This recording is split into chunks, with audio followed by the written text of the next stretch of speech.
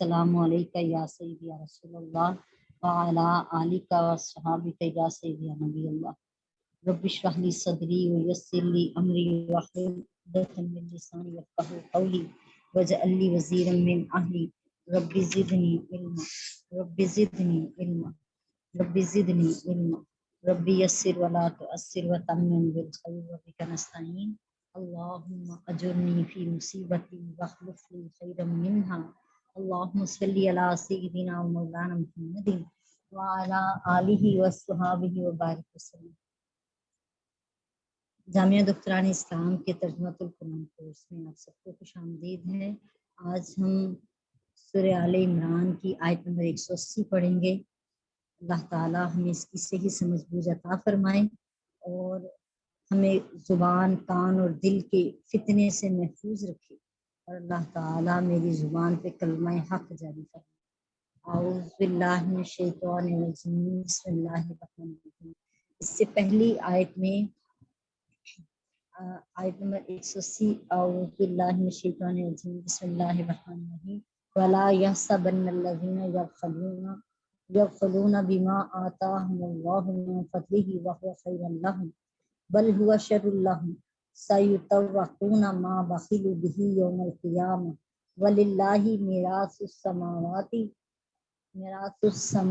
वल अर्द वल्लाहु बिमा तअमलूना ख़बीर। वला यहसबन्नल्लज़ीना वा और ला नहीं यहसबन्ना गुमान करें अल्लज़ीना वो लोग यबख़लूना जो बुखल करते हैं। बुखल कंजूसी है, कंजूसी करते हैं, बुखल करते हैं कि माँ आताहुमुल्लाहु भी साथ माँ जो आता दिया गया उनको अल्लाह ने मिन से फद्लिन अपने फजल से भी अपने जिस अल्लाह ने जो अपने फजल से उनको दिया है उसमें से वो बुखल करते हैं। हुआ खैरुल्लहुम उसे अपने लिए बेहतर गुमान न करें, बल हुआ शर्रुल्लहुम बल्कि ये अमल उनके लिए बुरा है। सयुतव्वक़ूना जल्द तोक डाल दिए जाएंगे माँ बखलू उन चीज़ों के जो जिसका बुखल करते थे, बिही जिसके साथ वो बुखल करते थे, जिस चीज़ की कंजूसी करते थे उसी चीज़ का तोक बनाकर इनके गर्दनों में डाल दिया जाएगा। इसी चीज़ के तोक डाल दिए जाएंगे यौमल क़ियामा क़यामत के दिन। वलिल्लाहि मिरासुस समावाति वल अर्द और अल्लाह ही के लिए आसमानों और ज़मीन की वरासत है। वल्लाहु बिमा तअमलूना ख़बीर और अल्लाह ताला उसके साथ जो तुम करते हो खूब बाखबर।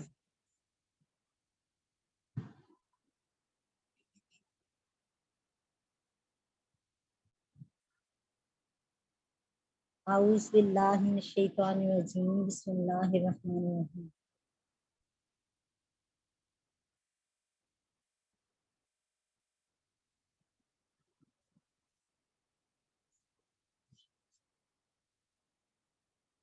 और जो लोग इस मालो दौलत में से देने में बुखल करते हैं जो अल्लाह ने अपने फजल से अता किया है, वो हरगिज इस बुखल को अपने हक में बेहतर ख्याल ना करें बल्कि ये इनके हक में बुरा है। अन करीब रोज़े क़यामत इन्हें गले में इसी माल का तोक पहनाया जाएगा जिसमें वो बुखल करते रहे होंगे और अल्लाह ही आसमानों और ज़मीन का वारिस है।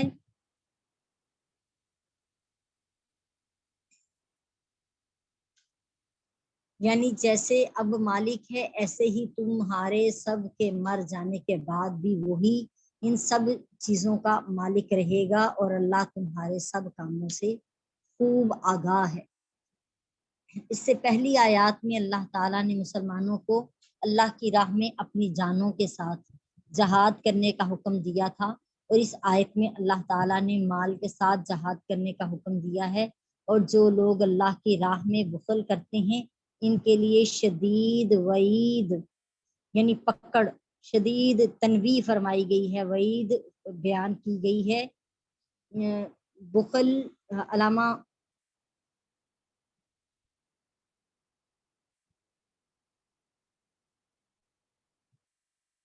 مجد الدین محمد بن یعقوب فیروز آبادی فرماتے ہیں کہ بخل جو ہے وہ کرم کی ضد ہے، یعنی الٹ ہے اس کی۔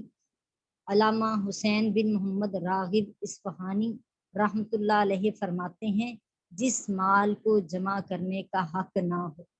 اس کو خرچ کرنا بخل ہے۔ اس کا مقابل جود ہے، یعنی سخی ہونا ہے۔ اس کا الٹ جو بتایا جا رہا ہے، بخیل اس شخص کو کہتے ہیں، یعنی جو بخل کر رہا ہوتا ہے اس شخص کو بخیل کہتے ہیں، اور بخیل وہ شخص ہے جو بکثرت بخل کرے۔ بخل کی بھی دو قسمیں ہیں، ایک وہ شخص جو اپنے مال میں بخل کرتا ہے، یعنی اپنے مال میں سے بخل کرنا بخل کی ایک قسم ہے، اور دوسری قسم غیر کے مال میں سے بخل کرنا، یہ اس سے بھی زیادہ مذموم ہے۔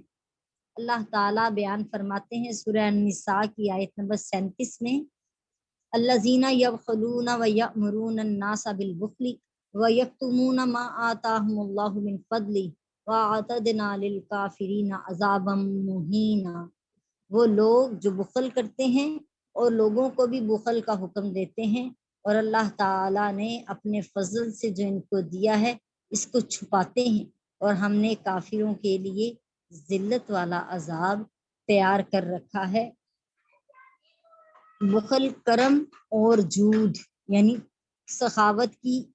کا الٹ ہے، بغیر عوض کے کسی کو مال دینے سے، اور تنگ ایسا مال جس پر اس کا اپنا قبضہ ہو اس کو دینے سے دل کا تنگ ہونا بخل کہلاتا ہے۔ یا کوئی شخص اس وقت مال خرچ نہ کرے جب اس مال کو خرچ کرنے کی ضرورت ہے، اور اس کو موقع اور محل اس وقت موجود ہو لیکن وہ خرچ نہ کرے، اس کو بھی بخل کہا جاتا ہے۔ تحقیق یہ ہے کہ جہاں خرچ کرنا واجب ہو وہاں خرچ نہ کرنا بخل ہے، اور جہاں خرچ نہ کرنا واجب ہو وہاں خرچ کرنا اسراف اور تبذیر ہے۔ اسراف کہتے ہیں جی حد سے زیادہ خرچ کر دینے کو، جس کے بارے میں قرآن مجید میں بھی بتایا گیا کہ فضول خرچی کرنے والا، فضول خرچی کرنا، اسراف کا معنی فضول خرچی کرنا ہے، جس کا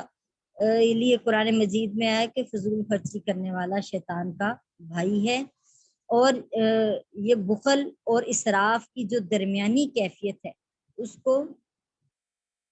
جود اور سخا کہتے ہیں۔ قرآن مجید میں سورہ اسراء کی آیت نمبر 29 ہے،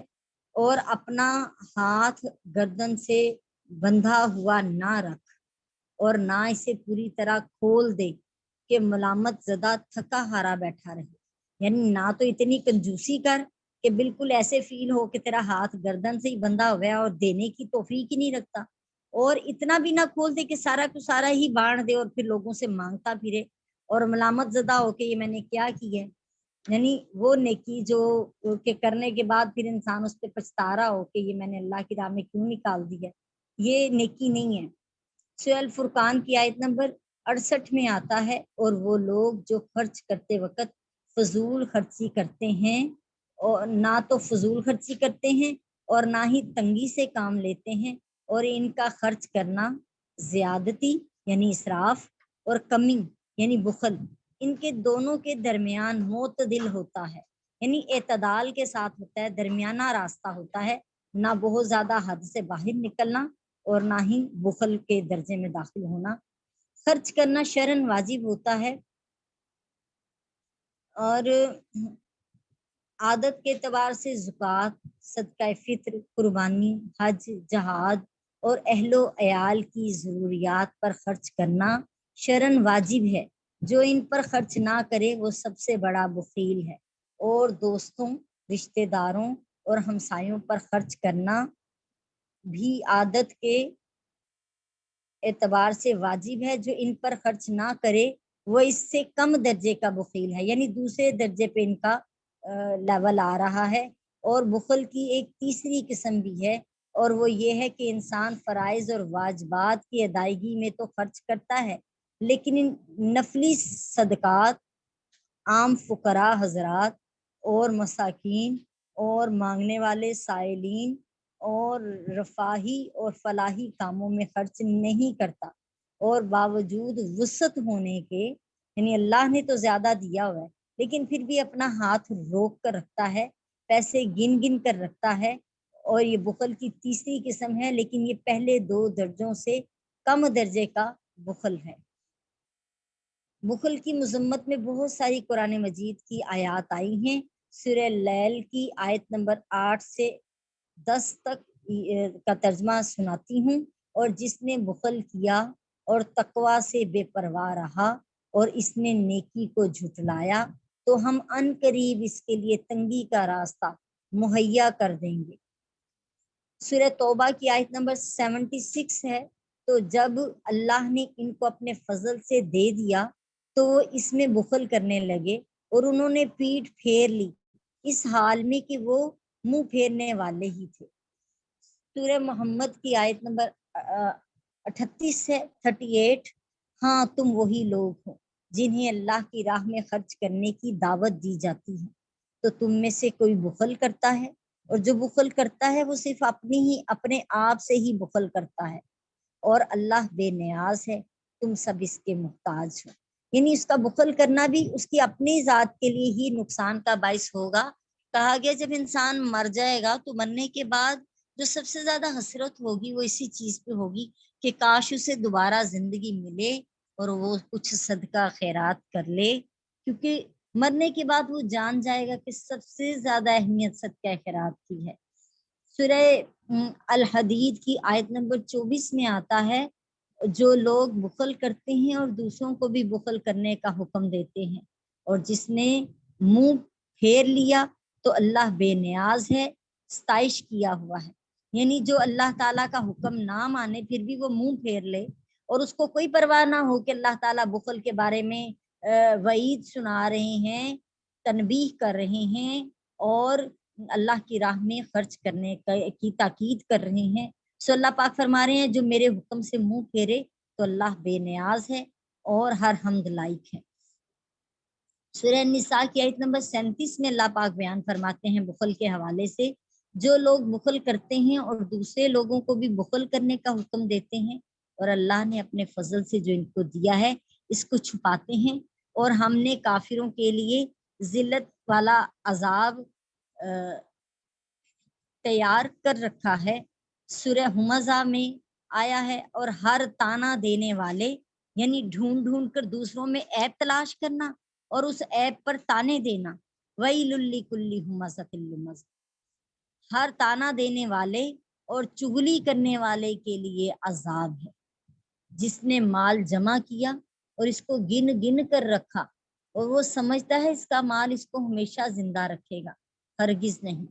وہ ضرور چورا چورا کرنے والی دوزخ میں پھینک دیا جائے گا۔ اور آپ کو از خود کیا پتا کہ چورا چورا کرنے والی کیا چیز ہے، وہ اللہ کی بھڑکائی ہوئی آگ ہے جو دلوں پر چڑھ جائے گی۔ استغفر اللہ العظیم الذی لا الہ الا هو الحی القیوم واتوب الیہ۔ اللہم احفظ، اللہم احفظ، اللہم احفظ۔ سورہ توبہ کی آیت نمبر 34 اور 35 ہے، اور جو لوگ سونا اور چاندی جمع کر کے رکھتے ہیں اور ان کو اللہ کی راہ میں خرچ نہیں کرتے، ان سب کو دردناک عذاب کی خوشخبری سنا دیجئے، جس دن وہ سونا چاندی جہنم کی آگ میں تپایا جائے گا، پھر اس سے ان کی پیشانیاں، ان کے پہلو اور ان کی پیٹھوں کو داغا جائے گا، یہ ہے وہ مال جو تم نے اپنے لیے جمع کر رکھا تھا، سو اپنے جمع کیے ہوئے مال کا مزہ چکھو۔ یعنی سونا چاندی رکھتے ہیں لیکن اس کی زکوٰۃ ادا نہیں کرتے، بلکہ یہ کہتے ہیں کہ ہماری استطاعت نہیں ہے۔ یعنی اس طرح کا مسئلہ کہ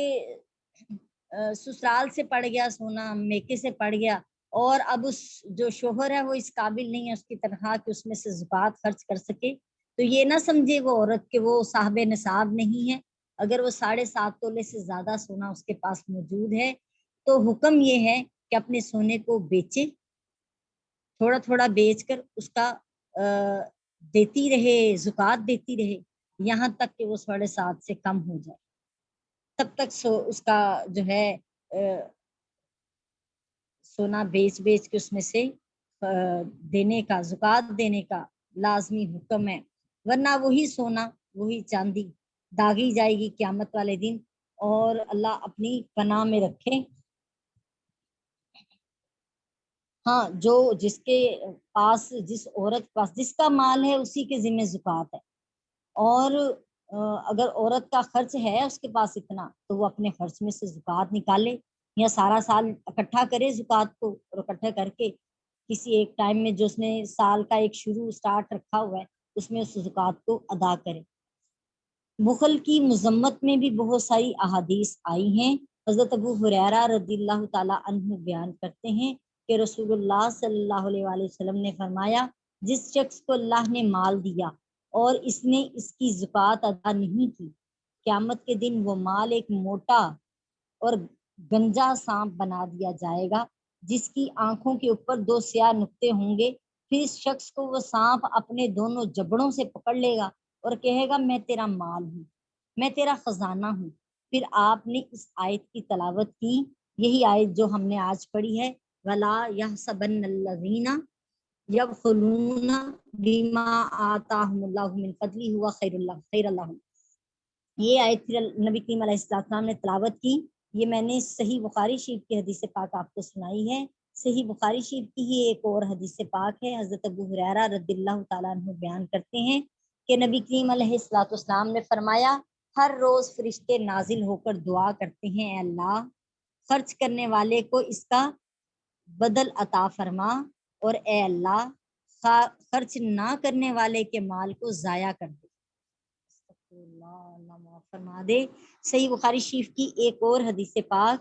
جو کہ حضرت انس رضی اللہ تعالیٰ عنہ بیان کرتے ہیں کہ میں نے رسول اللہ صلی اللہ علیہ وآلہ وسلم کو بکثرت مرتبہ یہ دعا کرتے ہوئے سنا ہے،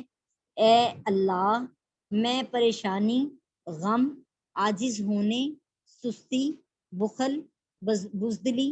قرض کی زیادتی اور لوگوں کے غلبے سے تیری پناہ میں آتا ہوں، آمین اللہ آمین۔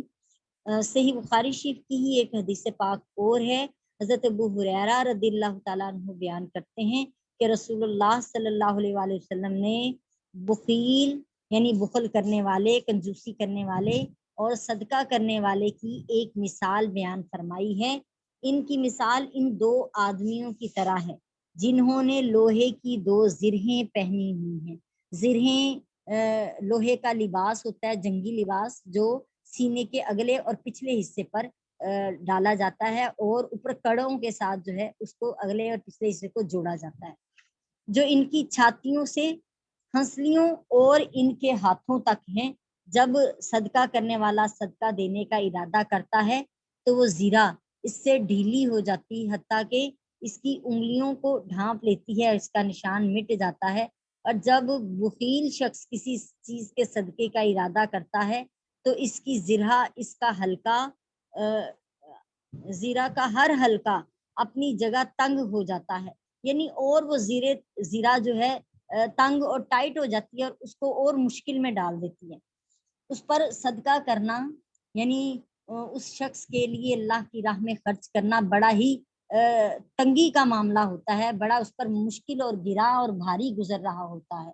سخی کی مثال اس شخص کی طرح ہے جس نے پوری زیرہ پہنی اور وہ اس کے جسم پر پھیلتی رہی، حتیٰ کہ اس زیرہ نے اس کے پورے بدن کو چھپا لیا اور زیرہ نے اس کو محفوظ کر لیا۔ اور بخیل شخص کی مثال اس شخص کی طرح ہے جس کے دونوں ہاتھ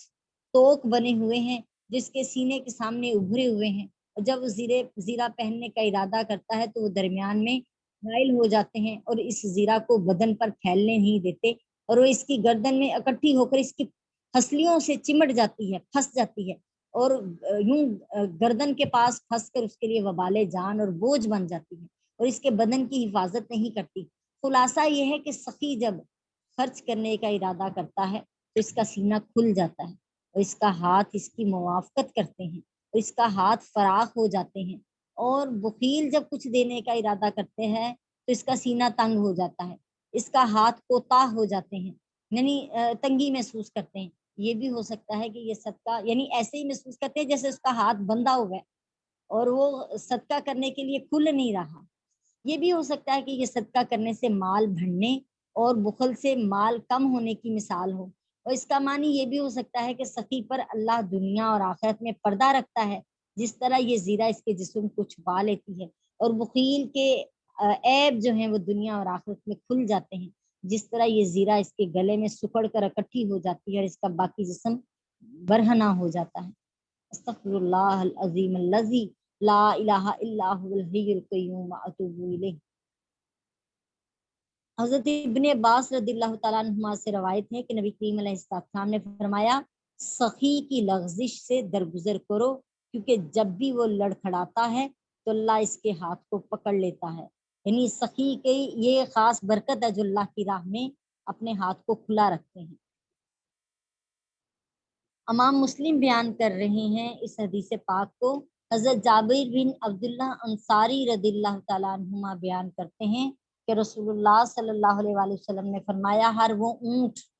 والا جو اونٹوں کا حق ادا نہیں کرے گا، قیامت کے دن اس کے اونٹ بہت فربا یعنی موٹے ہو کر آئیں گے اور ان کے سامنے چٹیل میدان میں مالک کو بٹھا دیا جائے گا اور اونٹ اس کو اپنی ٹانگوں اور کھروں کے ساتھ روندتے ہوئے گزر جائیں گے. اور جو گائے کا حق ادا نہیں کرے گا، یعنی جانور کے بارے میں بھی، جس نے گھر میں جانور رکھا ہوگا اس جانور کے بارے میں بھی پوچھا جائے گا کہ اس نے اس کا حق ادا کیا ہے کہ نہیں. انسان تو پھر انسان ہے، تو وہ گائے قیامت کے دن وہ گائیں بہت موٹی ہو کر آئیں گی اور ان کے سامنے چٹیل میدان میں ان کے مالک کو بٹھا دیا جائے گا اور ان کو سینگوں سے مارتی ہوئی اور پیروں سے کچلتی ہوئی گزر جائیں گی. اور جو بکریوں والا بکریوں کا حق ادا نہیں کرے گا، وہ بکریاں قیامت کے دن بہت فروا ہو کر آئیں گی، یعنی موٹی ہو کر آئیں گی. ان کے سامنے چٹیل میدان میں مالک کو بٹھا دیا جائے گا، وہ ان کو سینگوں سے مارتی ہوئی اور کھروں سے رونتی ہوئی گزر جائیں گی. اس دن ان میں نہ تو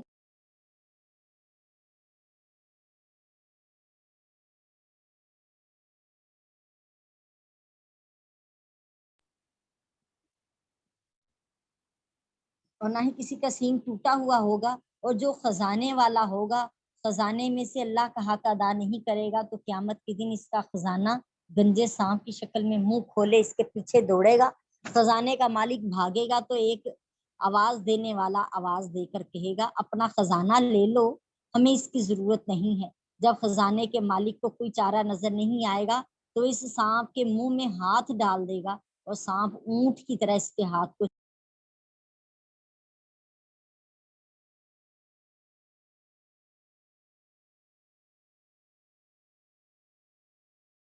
آپ نے فرمایا کہ اس